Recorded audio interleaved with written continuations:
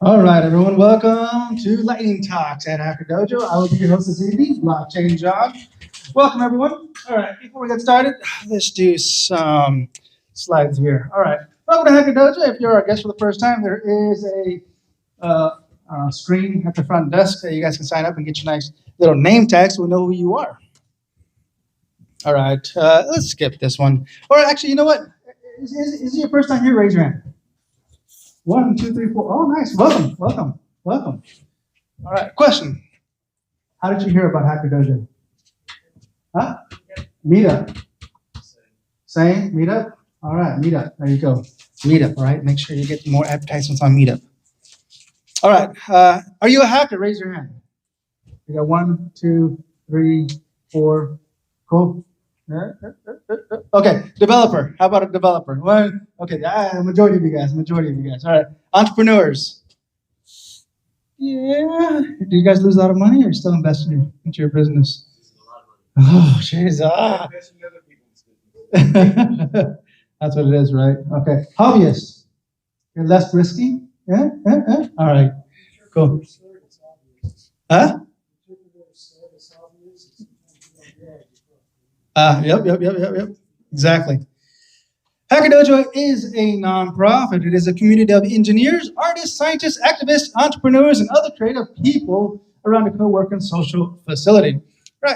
Again, it's a nonprofit, and so we do rely on membership. So if you guys would like to be part of Hacker Dojo, you guys can go to hackerdojo.org. It's $150 a month. Here's some current members at Hacker Dojo that have their businesses here. If you guys do have a business here at Hacker Dojo, if you guys have a startup going on, let us know so we can get you some free advertisements of what's going on. Yeah. Volunteers needed. Again, we are a nonprofit and we do rely on volunteers. So if you guys have the manpower, would like to just do some stuff around Hacker Dojo, let us know. We got plenty of stuff to do.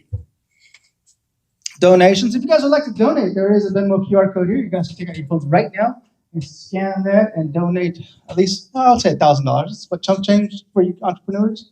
Yeah, all right. Or a coin, coin jar, tip jar that's sitting on the front desk for some grub, and some physical donations. Actually, this is an outdated list. Thanks to a lot of people that came by Hacker Dojo over the past few weeks. A lot of this stuff has already been donated, which is really, really, really cool. You know.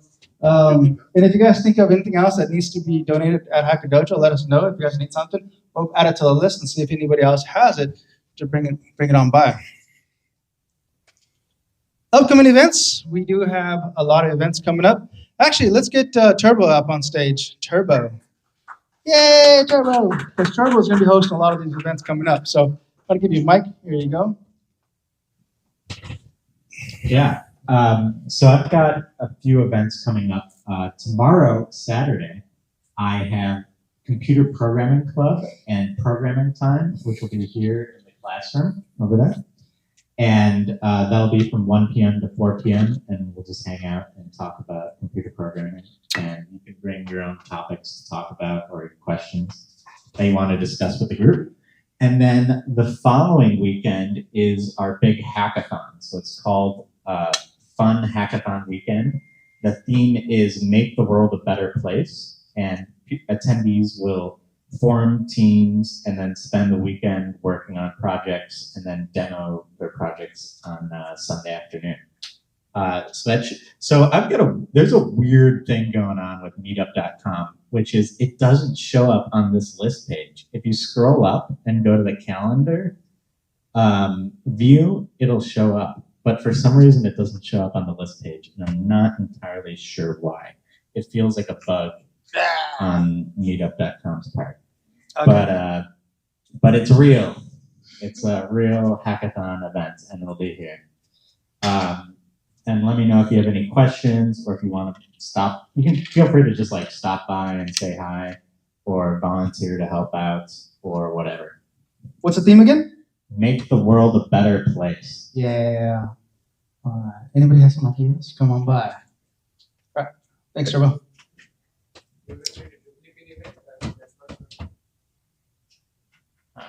What was the question? At least one show up. Yeah. All right, other events that we have going on.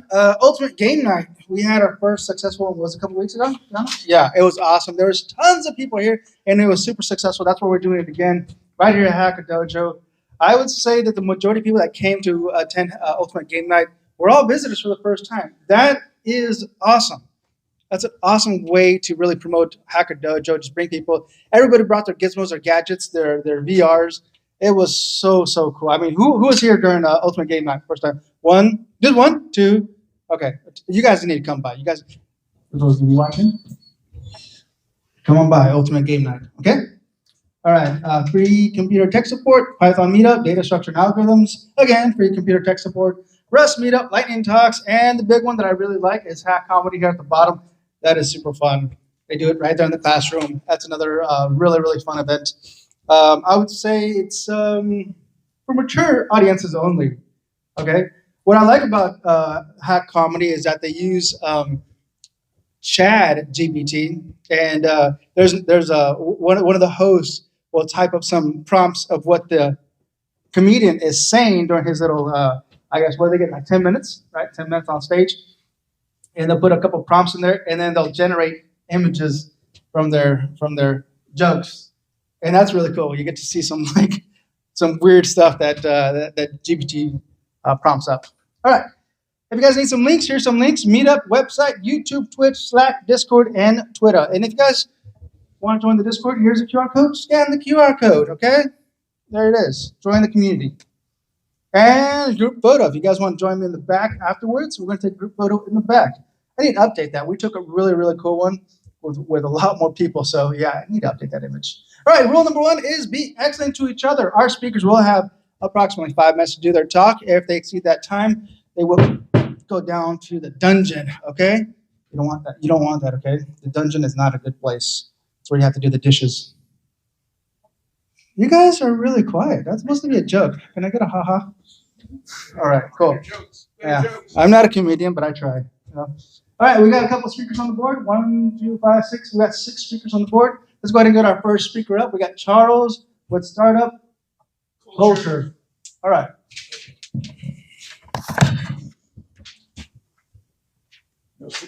No slides today. No slides? Okay. No. So then I'll leave. That's Hi, I'm Charles Merriam. You know it. I've been a member around a lot, an old founder, but I've been on walkabout for the last 2 months. And particularly, I've been in Israel, Jordan, and Egypt.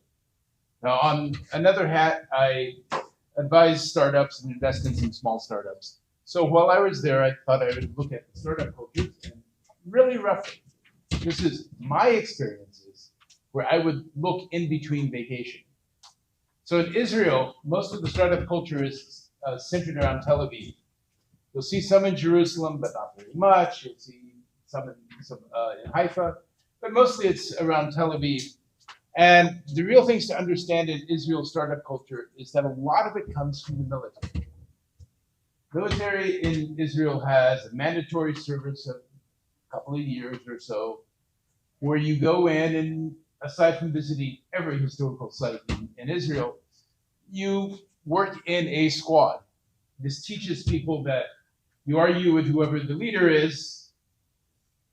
The leader then makes a decision, you stop arguing, and you execute the plan. Very often, these people will go in together to do some sort of IT work for the military, come out, and then immediately be a cohesive team for a startup. So that's part of the way that most startup pieces work.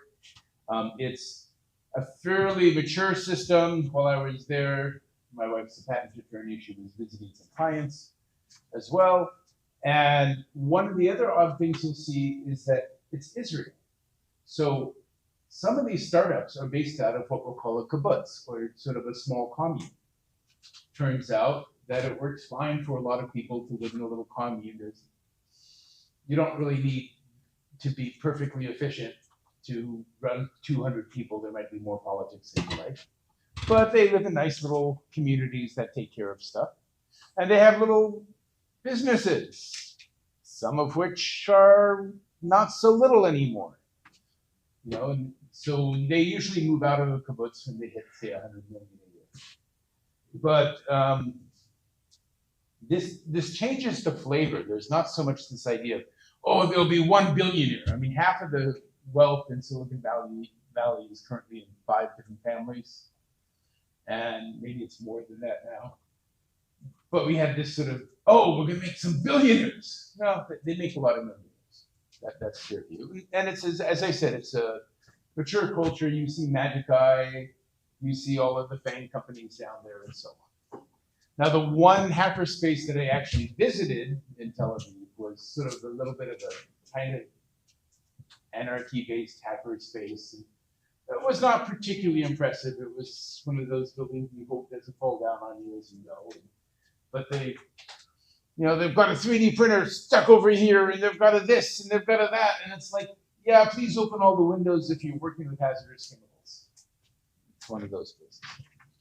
So that's Israel. General thing I'll say about each country, by the way, Israel feels like sort of a regular first world country. Incomes are, you can guess, all over the place, but they're not super low. Women have rights. That's not an issue. Stability is an issue. They currently are going through a period where they have their equivalent of like a Donald Trump still in power, trying to gut the justice departments and people who are trying to convict them of lots and lots of money laundering and things like that. So there have been thousands and thousands and thousands of people at protests every week. So far, everything's nonviolent. Did I mention everybody's gone through the military? So hopefully everything stays nonviolent, but stability might be an issue. Jordan, right across, right over there. Jordan is, I was mostly in Aqaba, not in their capital city. And their culture, startup culture tends to be that they have a lot of somewhat informal or fluid consulting groups. And they like to do, we'll come in and we'll consult for a set of people. So I want to hire an entire team that does brand transitions. And right, we have a bunch of people that are well trained, do all of the steps so that your 12 people who come in and transition to brand or something else. Excuse me. Yep. Do you speak Arabic? Badly. No, I do not. So everybody there spoke English. Actually, Jordan had a very good English system. I actually found, I only know a few words of Arabic, a few words of Hebrew. Everybody in Israel seems to speak fluent English. In Jordan, a lot of people speak fluent English and a few people speak broken English. But I didn't see language as an issue in either country.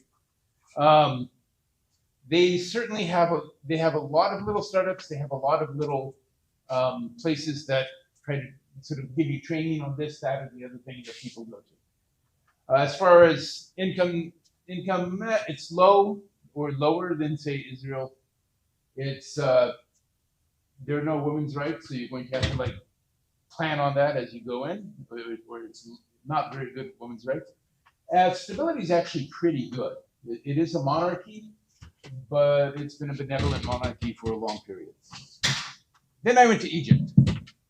And mostly I'm going to talk about Alexandria. I was also in Cairo. First of all, they have terrible internet.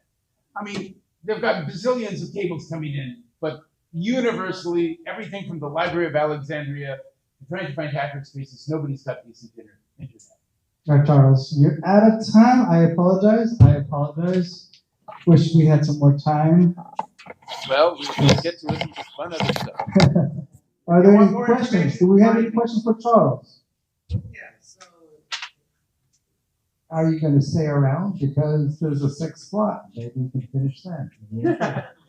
If people want, I will finish at the 6th. Yes, if you guys want Charles to finish up afterwards, yes, we can do that. Okay? Any more questions for Charles? Okay, perfect. Thank you, Charles. All right, next we have Balaji coming up. Balaji, welcome. All right, so I don't know about you guys, but I spent the entire week thinking about his presentation of last week. You guys remember he was talking about medical cockroaches. Yeah, no, I'm good, Balaji. Let's see what he brings today. Who's seen his stuff? Who's seen Balaji's stuff? 1, 2, 3. Okay, you guys that haven't seen it, you guys are gonna be amazed. This stuff is pretty wild. All right, Balaji, on you.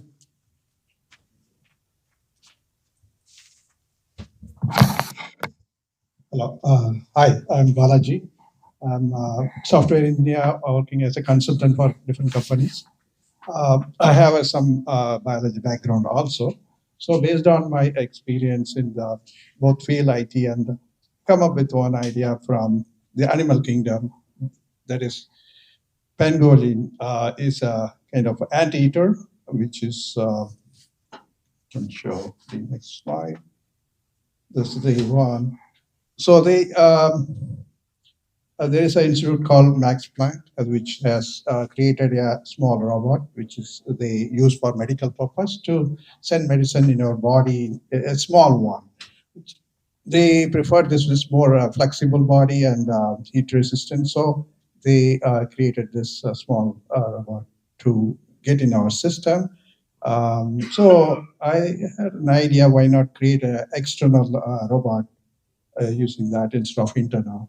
So this is the one generated from AI Midjourney, which is using the same animal's character and created one drone, basically. So the propeller are this is shell, which we've seen in the previous one. So this, how we can use this? I mean, if you take a drone which can watch the school system, like in hall monitor, which has a camera and which prevents gun. So basically, it scans for that. And another which can be used was to sanitize the hospital settings to be virus clearing that and things like that. So to sanitize using that nozzle, it sprays, it detects which presence of that and scans and does that.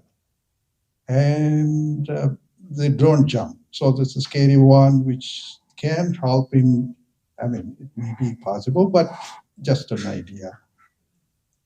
Other one is a drone nurse, maybe use tablets and things like a board, it is coming and giving the tablets.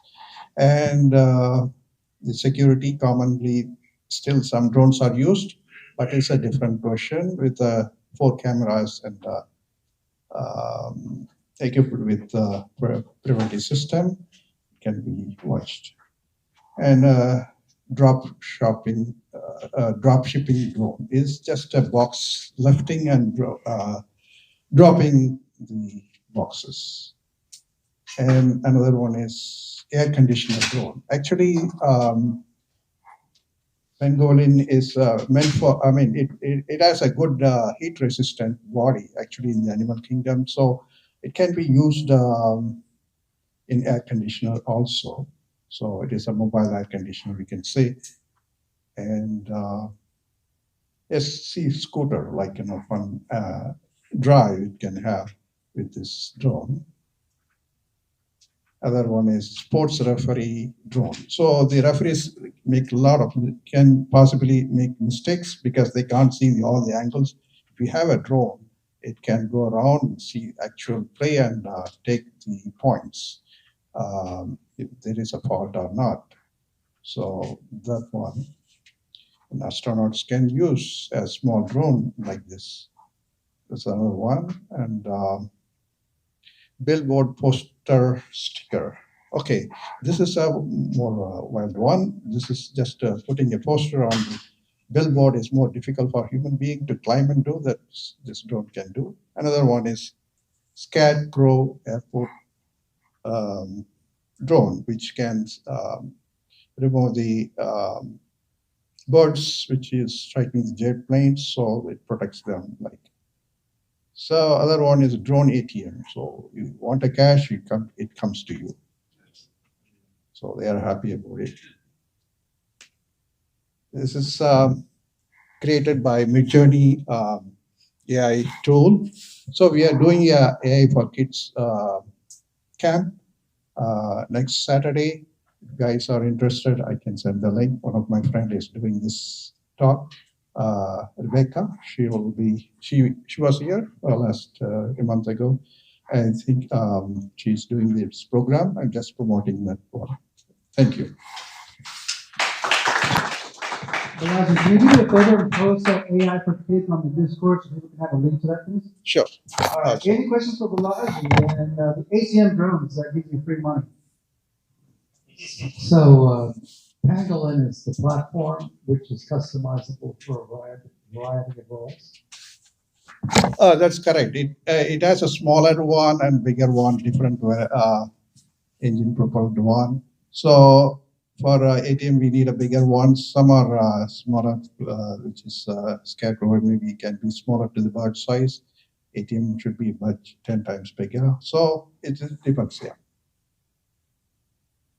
I'm always really curious what text prompts you gave Midjourney to generate these images. I'm curious if you'd ever want to share some of those prompt strings, although I'm also kind of afraid that it'll like dispel some of the magic. Yeah, sure. Actually, a prompt generation, I ask question in the ChatGPT. It gives some detailed description about it. Then I make some adjustment and make it trial so many times and come up with that. I mean, it doesn't give exactly first time. You have to try 10 times, and one of the picture will be good. Yeah. All right, any more questions? Balaji, thank you. Make sure you program that ATM drone for free money, okay? I want that free money. Okay, next speaker we have Yusuf, technical help. Yes. Welcome. Your first time? Yeah, it's actually my second time. Yeah. Did you do your introduction the first time? No, it's my first time on second time to the dojo.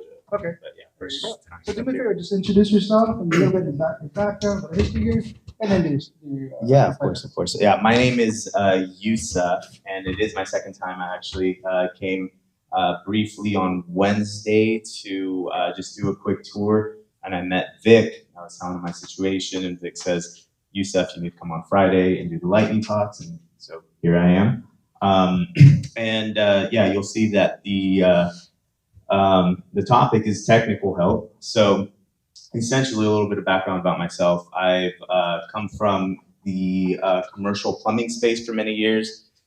Did that, sold that company about 10 years ago, started a marketing startup right after, had a successful exit. So I am proficient in marketing and sales, not so proficient in anything technical. I could turn on the computer and not much more than that.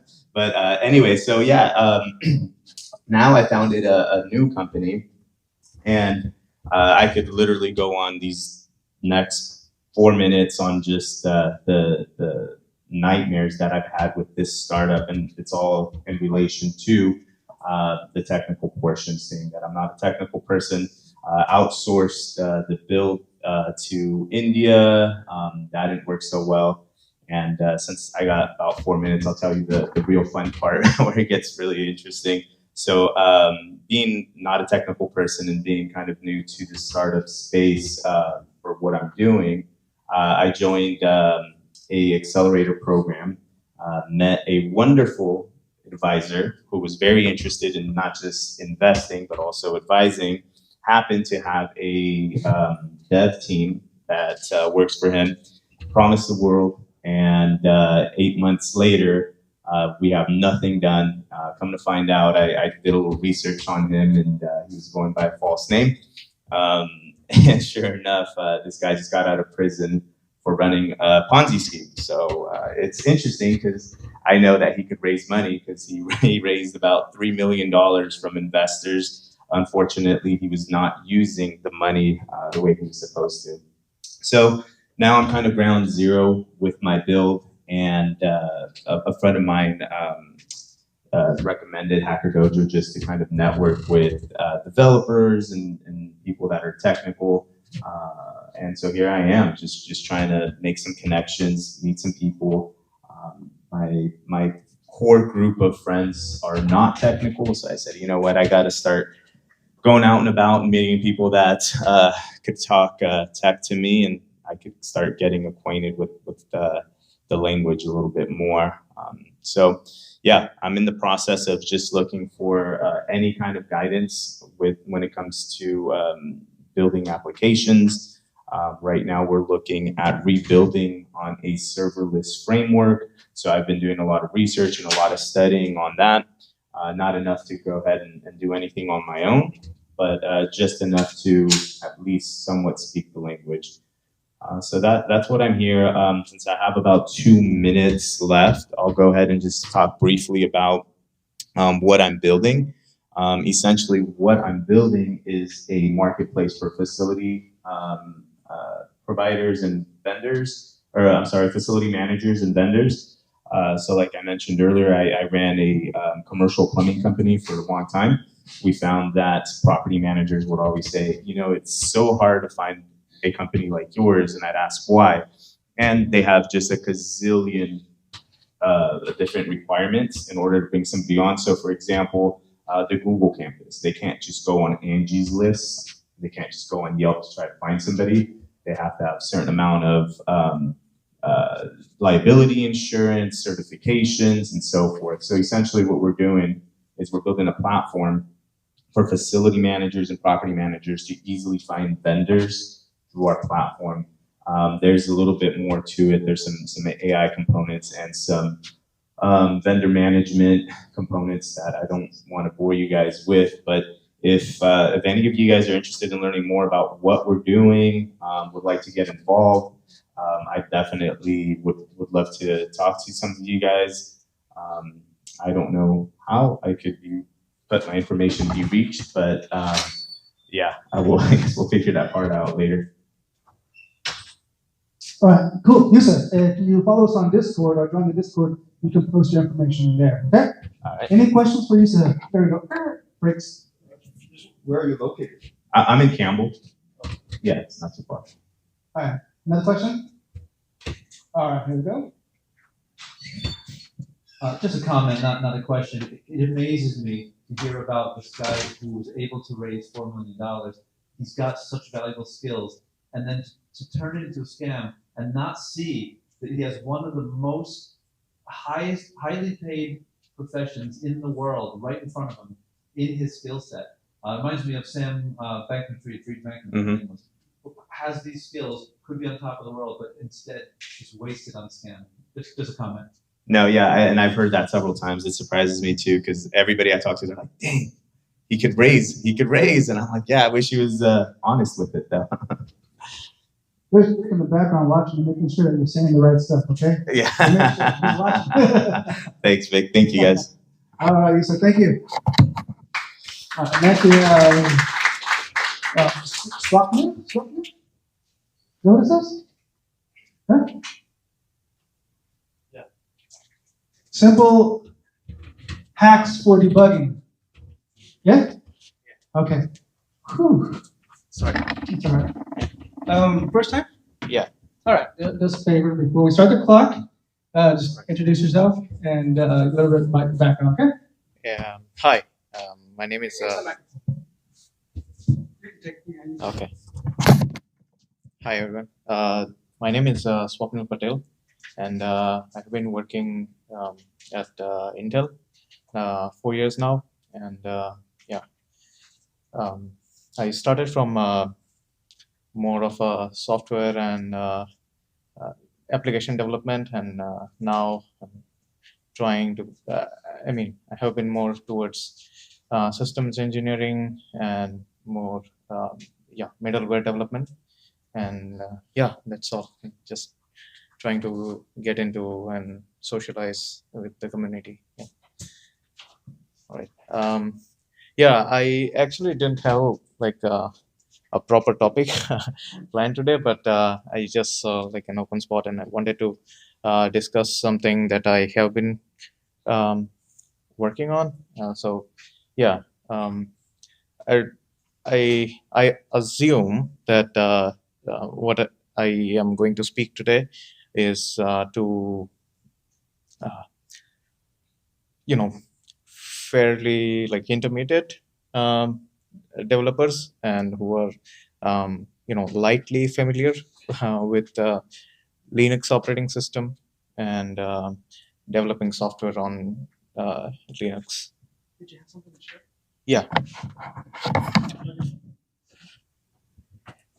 Make sure it's one ground there. Oh, And the adapter should be. Yep.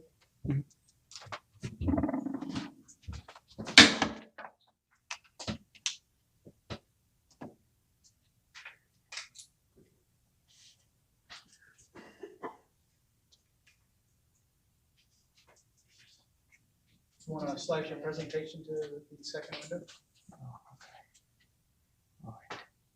I don't quite have a presentation. Just I can drag that.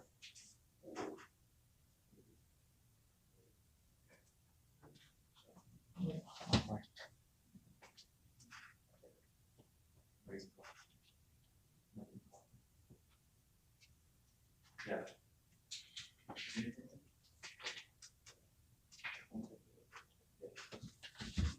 Yeah. So hey, how many of you? I would like to know how many of you have been developing over on Linux operating system, like applications on Linux. Okay. All right. Then I think it would make kind of little sense. So yeah, I've been working more for analyzing open source software for like this popular data center workloads and using popular open source libraries like web servers like Nginx, and Redis or Memcached, right?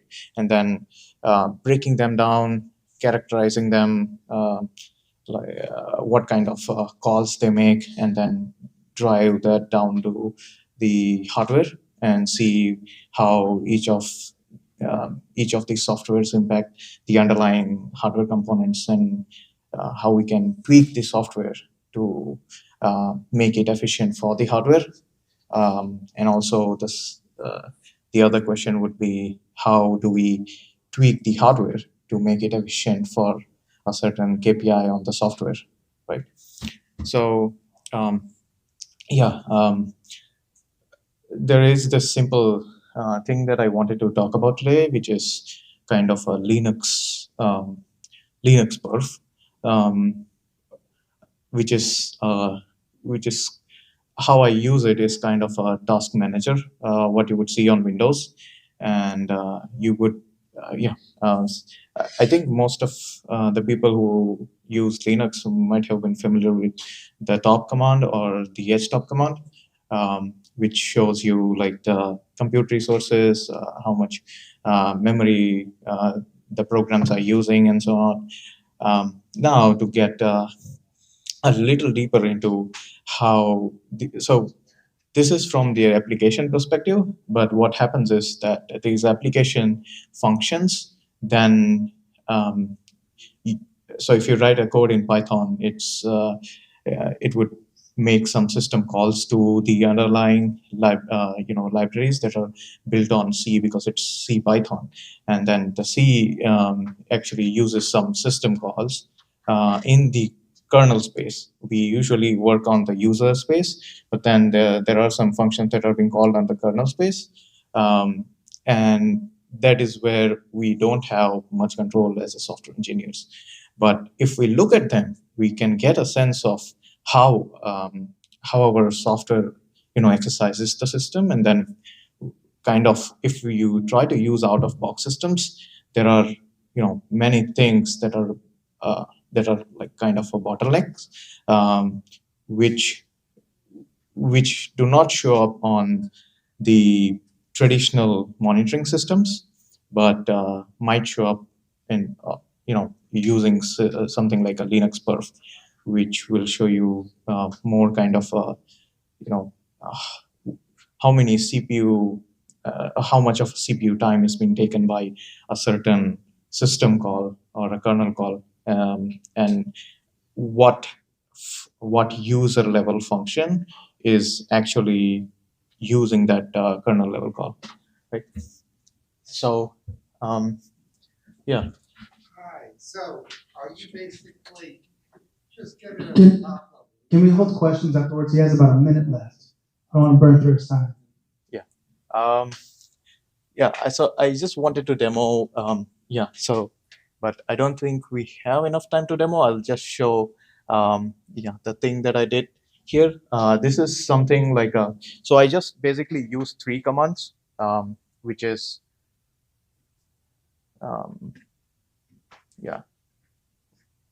sorry. So so I just basically use these commands. One is, you might already know top, edge, top. There's also SAR, which gives you some details. And then there is perf top, which will give you in-depth detail of system calls and how much CPU time is being taken by the system calls. And then you can use the perf record command to get a call graph of the whole, from the user level function to the system level and the kernel space function, right? The perf script, so the perf record command will actually record the whole system. You can record the whole exhaustive system level profile, and then it creates like a perf data file, which you can then plot it with perf script, which will give you the call step of functions similar to what we saw here. Now this is kind of very difficult to understand. So, but the good thing about generative AI is that now we can put this all into ChatGPT, like GPT-4, and then it will help you understand more, in a better way without understanding, and going through all the Linux, repository and understanding kernel functions into what's exactly is going on and where you are spending time. So I think that's all I wanted to, did you guys know? All right, that's swap now. Okay, questions? Sure. So, suggestion for next time. Yeah. Talk about the top level, like I'm trying to do software performance measurement. Because all of the things you were doing were all user mode commands. Because the way you began, it could have gone, let's talk about hardware cameras. Sure, yeah. Okay, I think I can work better, organize it better, but yeah. Questions? Well, no, thank you. Okay. All right. Yeah, thanks. Next, we have Heido coming up. Heido, founding 3 startups. I wonder what he's going to talk about. Maybe he's going to talk about founding 3 startups.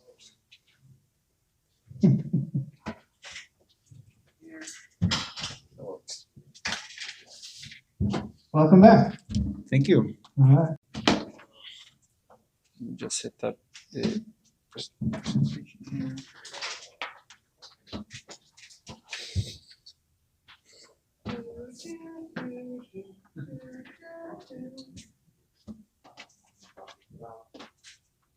There we go.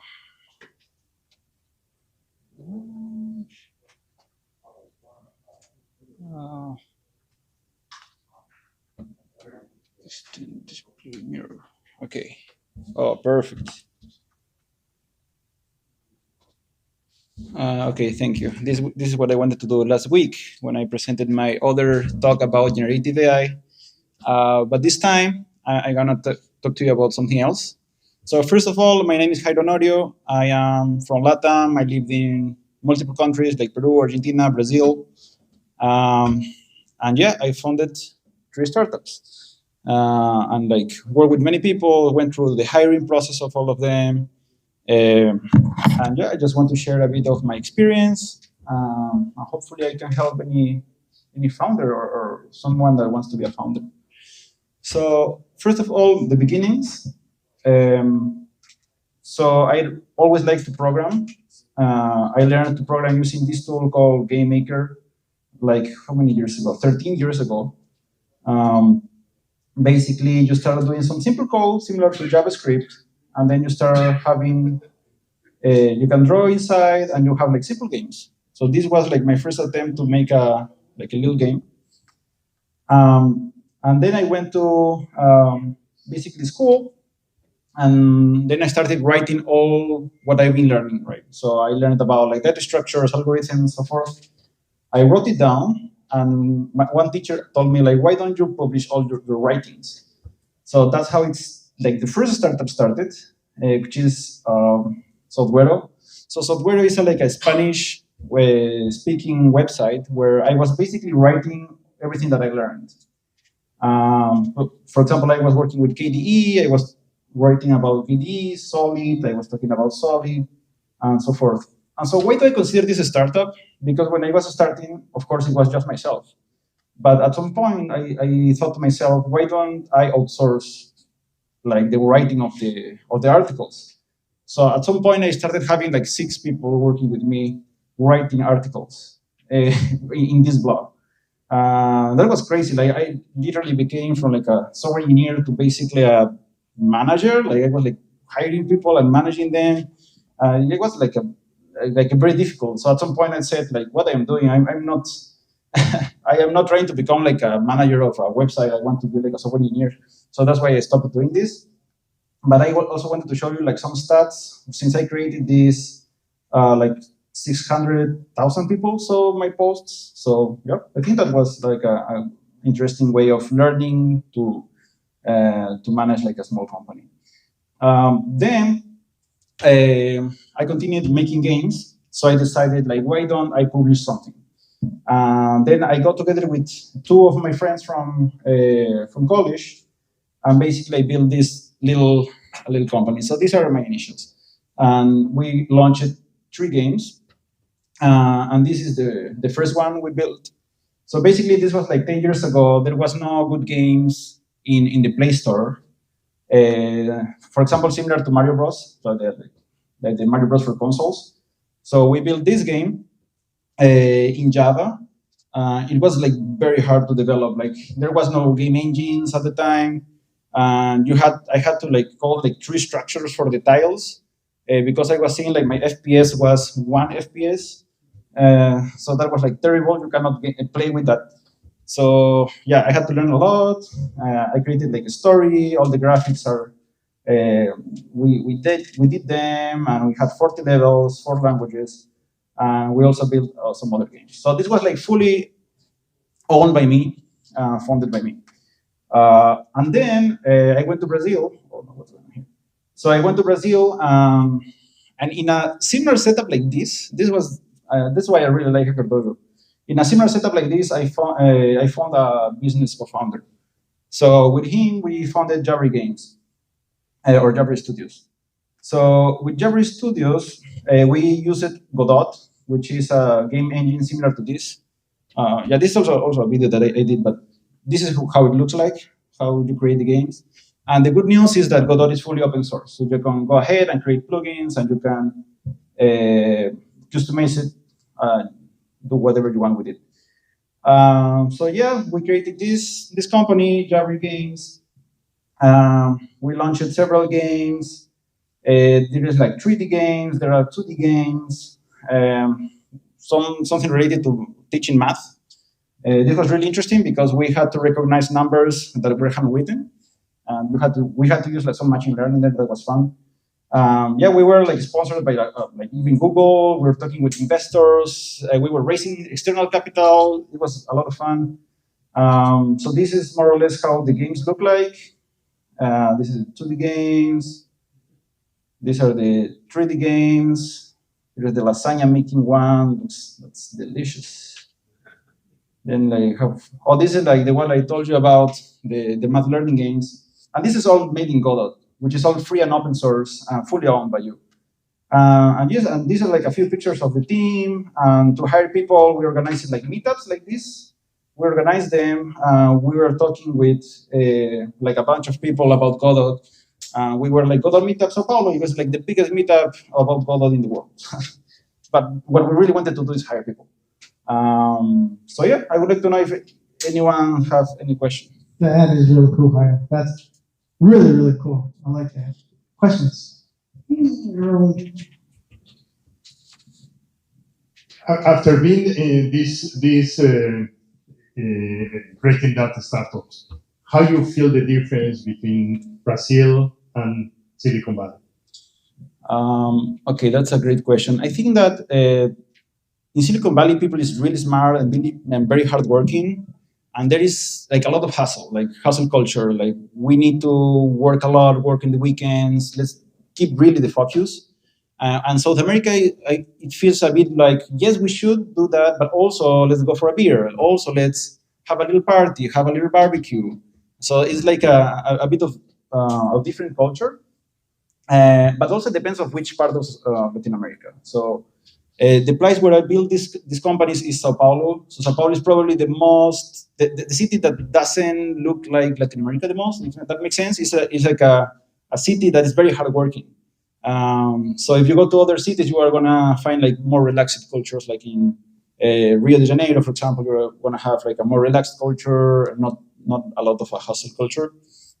And the good thing about Sao Paulo, which is similar to here, is that vision of venture capital and raising capital. So that happens a lot, not like here, but that happens a lot in Sao Paulo. So if I were to build a new company, I would do it in Sao Paulo, if it was Latin America. Question? Is your long-term ambition to continue building games? And if not, what do you think, what else might you be doing rather than games? That's an excellent question. I haven't decided what to do next. So right now I am an employee. I'm not a founder, but I don't discard that possibility.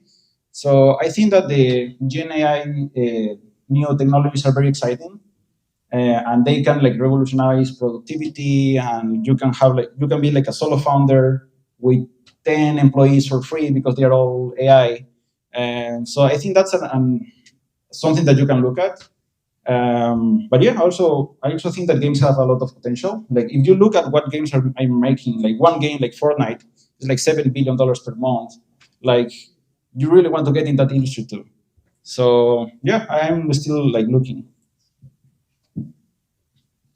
Question right over here. Hey, I was just wondering, what would you say is the biggest technical struggle that you face when you're building any of the startups?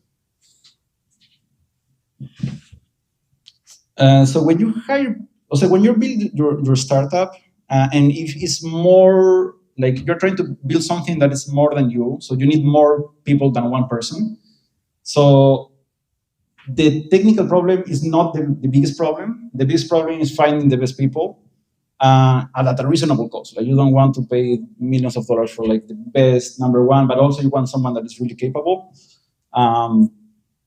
So I think that's the biggest challenge, which I know that it's not technical.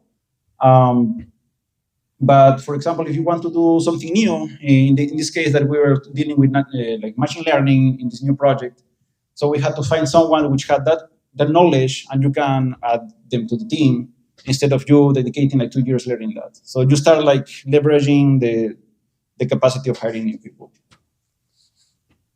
Perfect. Jairo, ¿me puedes explicar en 10 segundos qué es su compañía? So, ¿qué es en español o en español? O en 10 portugués? segundos. No, ahora no tengo una compañía. So, estas compañías las vendimos. So this company, we sold it to a Korean company, and these others are in maintenance mode, basically like generating passive income. So yeah, I am not actively working in a company right now. Okay. Gracias, Jairo. Okay. Thank you. Thank you. Next we have. Wow. Yes. Jairo. Wow, yeah. Amazing applause. Thank you. All right, next we have Giovanni coming up, our featured using tech. Come on up.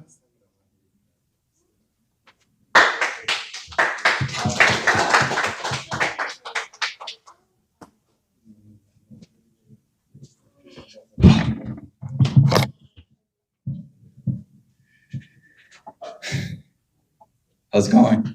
So honestly, I didn't know what to talk about. I just wanted to come up here. But I've been reading the book and I've been doing a lot of research and things like that. as anybody else, and there's cool people that I follow, I believe. So there's a lot of things happening that I just decided to kind of share some of that. And basically our future using technology, how is our lives going to be like in the next by 2030, 2035? So some of the biggest technologies that I see coming out that are gonna help us, like just here in the US alone, and then it's gonna expand globally, is where can I start? Okay. We're gonna have AR. So as you guys know, AR, that's gonna allow us to kind of like visualize things. If you want to get into science, if you want to get into art, if you want to get into anything, you're gonna be able to literally just kind of see the thing right there and kind of work through that. You're gonna be able to see different chemicals and be able to like mix that up. You're gonna be able to code through AR and like kind of see the project just expand. So that's a pretty cool thing. We have a huge expansion we're gonna have global connectivity.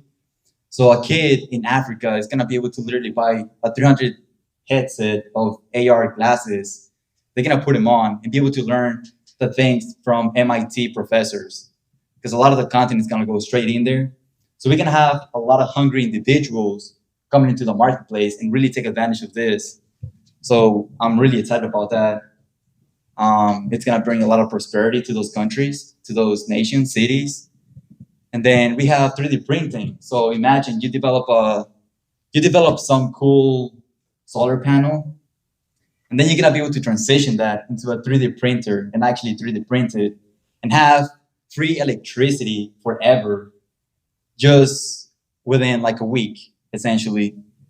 So a lot of countries, a lot of families are suffering a lot because of these kind of things. You're gonna be able to 3D print something that's gonna completely clean out the water in those places, which is amazing. Now for the US, I think one of the best technologies that are gonna be coming out, because we have a lot of diseases per se. People don't really take care of themselves and so on. So we're gonna have LLMs for biotech.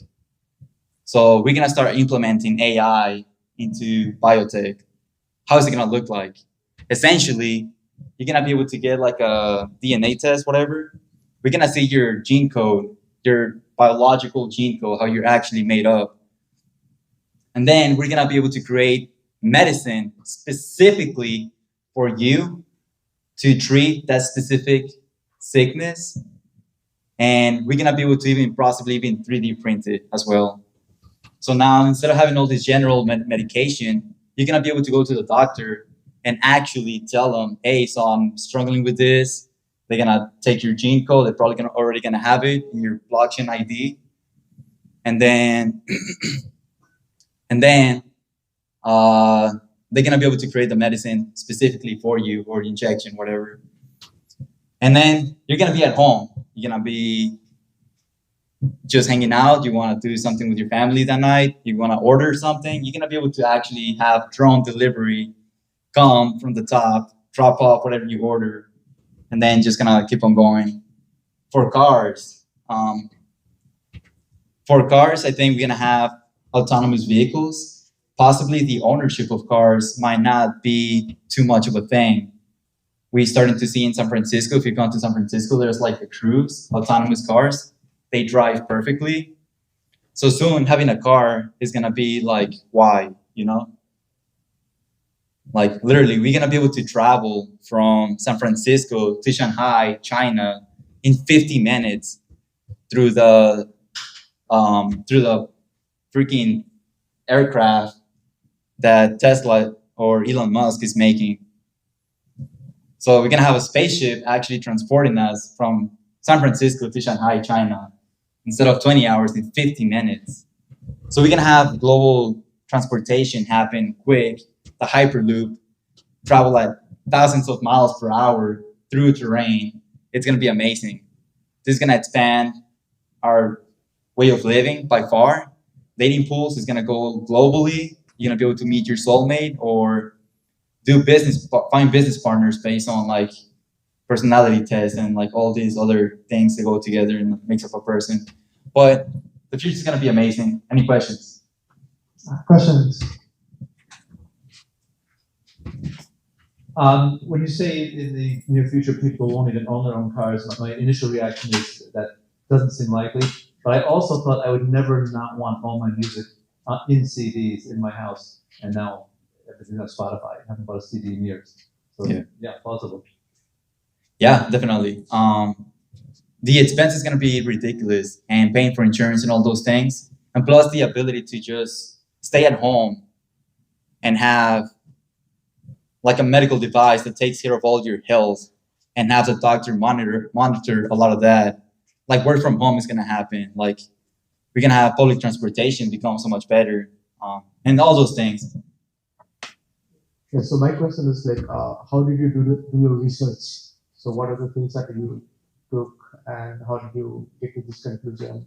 Or like, Yeah, these people that I follow, I don't really listen to like small players. I listen to like the biggest people, like actually moving things. Someone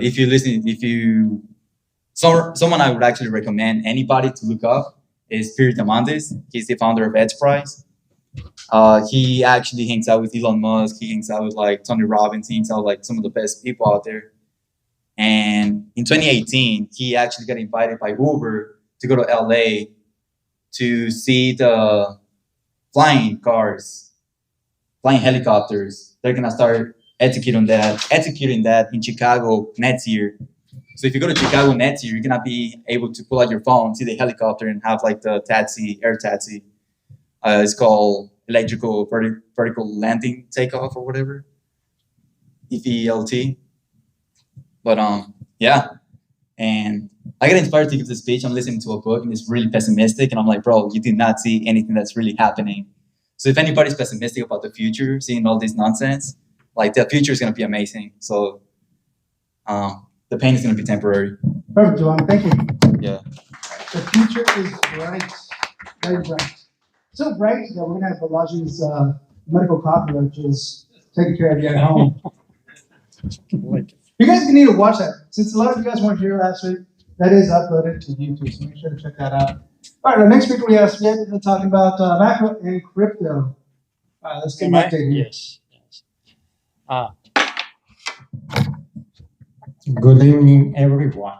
My name is Succinct. I am a co-founder of Evernomics.com. It's a platform which takes care about the digital one. So today, after this injection of opium, here's a little bit of not a FOMO of like a not very bright future, maybe. I'm going to talk about two graphs. It's going to be two graphs as usual, positive and negative, what happened from the macroeconomical and crypto side in that week. First, it was in the positive side, we got manufacturing situation in Philadelphia region, that's basically one of the fixed region where the Federal Reserve Bank maintained their analysts. Suddenly improved to 12 from -10, which telling us that not all of the America feel itself ruined and in distress or recession. Of course, it's not true, but because the landscape is not universal right in Silicon Valley, but depression, almost like the recession. In other part, we do not have it. On the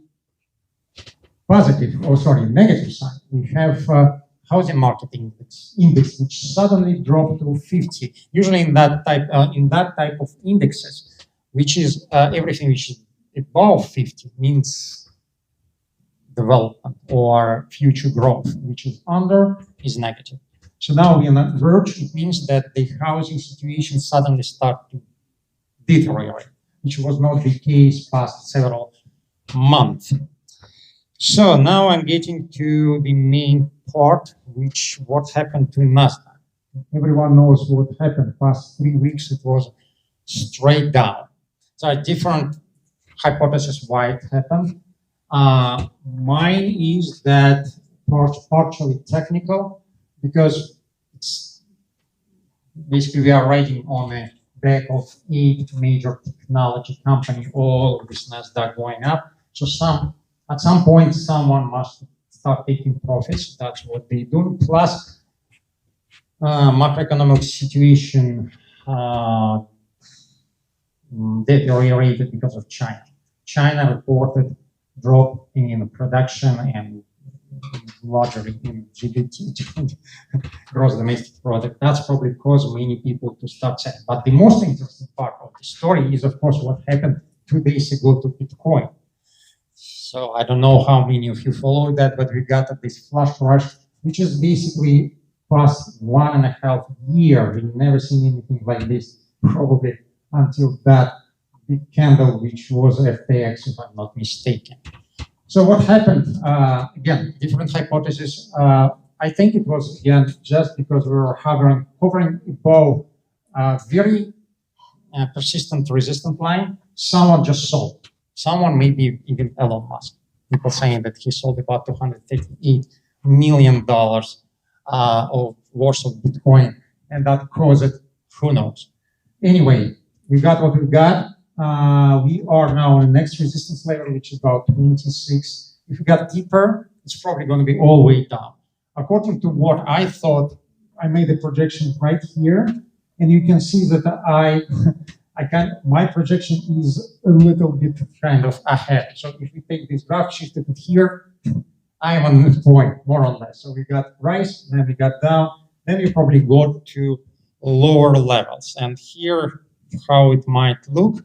So overall, again, optimistic projection, I am on the point here.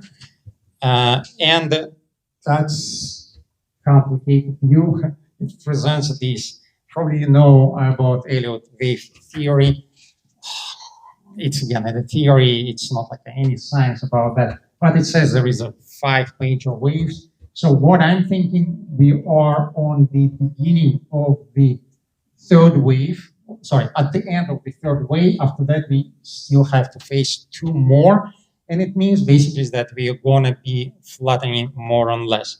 Hopefully, it's not going to be as big with the cannabis industry, which got this huge rise in 2014, and then we got this very long period of non-prosperity. That's it. Thank you so much.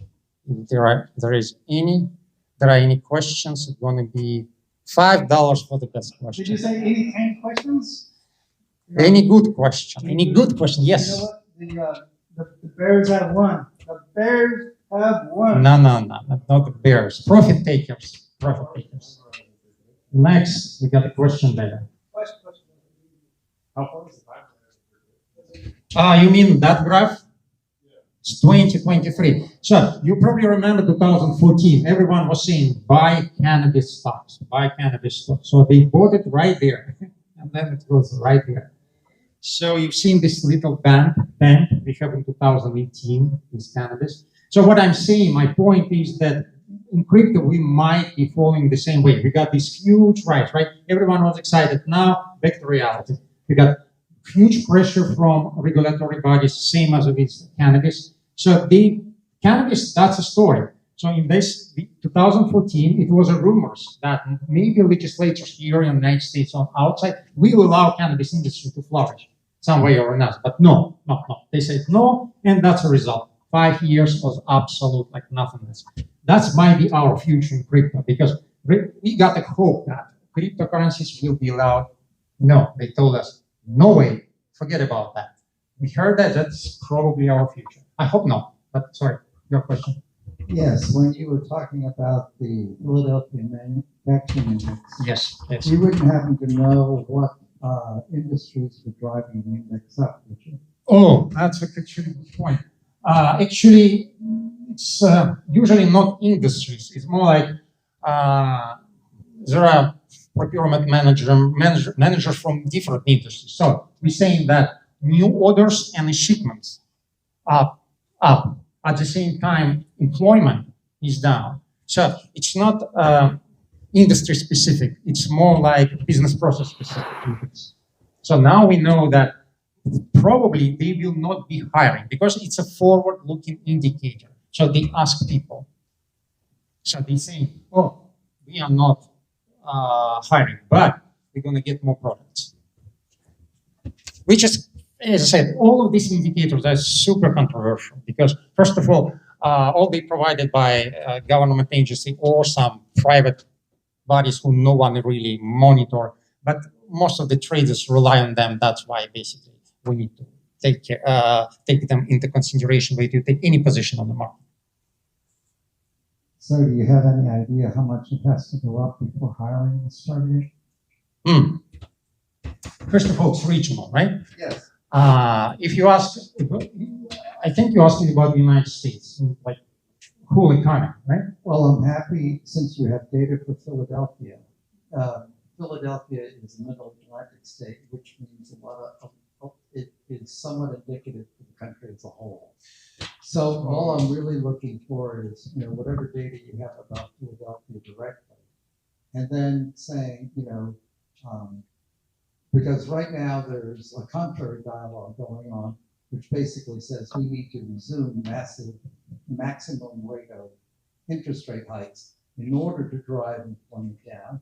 And you're kind of going, well, we also have a presidential election coming up. I'm not sure that high unemployment is, a good thing, right? Well, that's actually very complicated and long. It's a difficult topic because from one side, yes, we have Federal Reserve or Powell himself personally who's saying that we need to cool the demand side of the economy, right? Because the demand side of the economy, inflation goes down. That's their theory, tensions theory. So the demand side of the economy now driven by the services, and they think, in fact, okay, we let all the service companies stop firing employees, so we got lower wages. However, again, that's not what's happening universally across the economy. That's not a representative of the whole economy. For example, in New York, situation is different. In New York, they're still hiring. Yes. That's what I'm saying. That's exactly why everyone now is confused. So we got like different players. We got the government who telling us, stop working, start dying now. That's your obligations because, inflation, you have to die. At least some of you. It's not good, of course, but for the better of the society, some of you must die. Some of us say, no, I don't want to die. So it's kind of, this controversial situation. That's what's going on, the fight for survival, like Darwinism.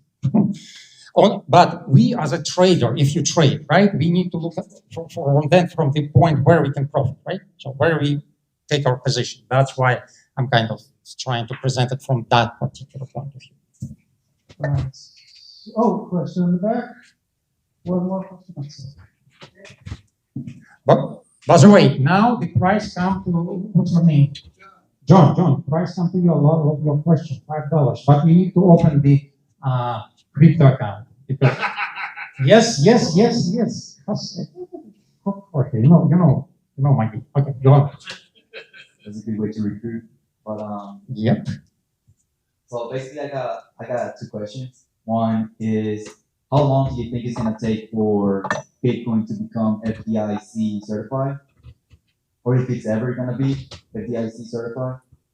And the second question is, what do you think crypto is going to become the 13th index in the stock in the indices of the U.S. markets? So you're talking about ETF, right? That's what you're talking about. Exchange traded funds. I didn't quite get the first part of the question. You're saying certified where we FDIC. So basically, the Federal Deposit Insurance. Oh, okay. Do you think we can have that, or what do you think the future of that is? Wow. On practical terms. I don't think we have any perspective whatsoever, because first of all, we don't have any definition of what cryptocurrencies are, right? We still have this feud going between Security and Exchange Commission and Commodity Commission, right? Because some Bitcoin officials, some back in the future, you remember that job, right? They told us that Bitcoin is a commodity. And in 2014, or was it like 13, we were all excited. We're saying, okay, great, Bitcoin is legit. But no. Then we got set. The company said, no, you know what? We have to define it before we give you green light. So before we even have that question set up, only then we can go to and say, okay, here's a depository institutions who got some limits on etc. And they need to have these official definitions, which asset category they can or cannot trade in, right? Fiduciary responsibilities require that. We are not even close to be there. We cannot even get ETF approval. Get through that stage. It's ridiculous, but what it is. Yeah. Good answer. Okay. Perfect. All right, Still price go to different owner. Yes, sir. $5 is yours. Yeah. That's pretty much all our scripts that we have. But is Charles? Charles, how much time do you need? Another minute. Another minute? Oh, come on up. Let's finish it up. Yeah. Since we still have a bunch of warriors hanging out with us, you guys good for another minute? Yeah. Hang in there? Okay. All right. So, just to remind you, we're talking about having, my personal experiences traveling around and seeing startups. Welcome to Egypt. Egypt has terrible internet. The biggest weird things that you'll find in Egypt is there's a difference in what people do there. If you think of the positive thing you can look at Egypt, they actually managed to pull off ridiculously large projects. Not just the pyramids thousands of years ago, or Aswan Dam 30 years ago, but they're taking over some valley of the desert, irrigating, and just matter-of-factly turning it into farmland. It will take them a while. One of the things that I thought was a telling spot was somebody saying, oh yeah, they're building a bridge, they talked about it, it'll be 3 years. It'll be 3 years unless people object or this or that. They build something big. On the other side, they have terrible internet. They don't have a culture of mind in the same way that you'd see in Jordan and Israel and everywhere around here, where people say, I am going out and I'm trying to learn as much as I can because that thing is more valuable. Wages are very low, so a basic laborer, if you just wanted somebody to do labor, runs you $3 a day. And somebody that claims to be IT is going to probably run you a few $100 a month. And that's it, $500 a month. But I went by a bunch of hackerspace things in Alexandria. All but one was closed, and the one that wasn't, well, they taught some classes, including sewing and this, and it felt much more like it was trying to be a light agency than people trying to build startups. So that was my sort of view on Egypt. Roughly speaking, yeah, I mean, Israel is a well-known commodity. It may be unstable. People know how to do that. It's got a robust system. Jordan, most of the people there are actually chasing Saudi money because the Saudis are putting so much into venture capital for them, and they speak Arabic, they're next door, etc. And Egypt is a bit of a mess. So that's what I found from a couple of months of wandering around doing my Richmond here. Thank you. Thank you, Charles.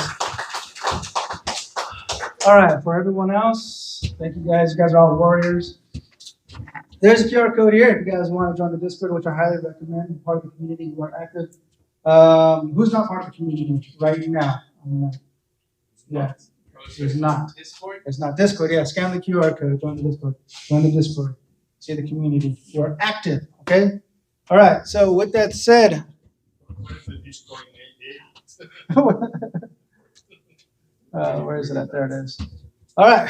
With that said, you guys are all entrepreneurs, hackers, developers. I appreciate you all being here at Hacker Dojo Lightning Talks. And with that said, be excellent to each other and have a good night.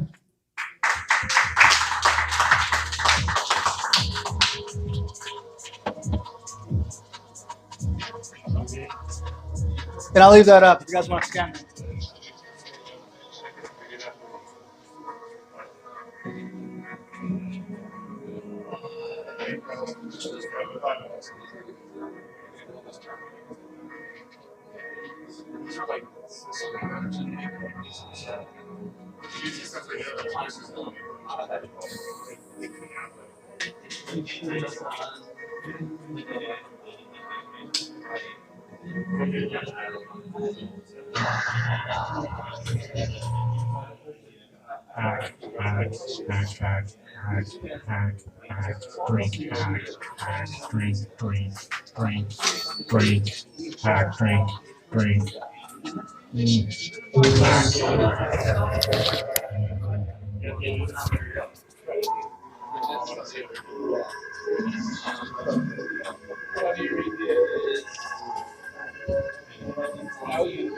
Basically, Saudi Arabia is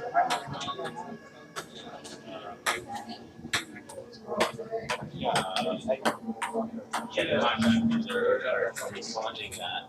So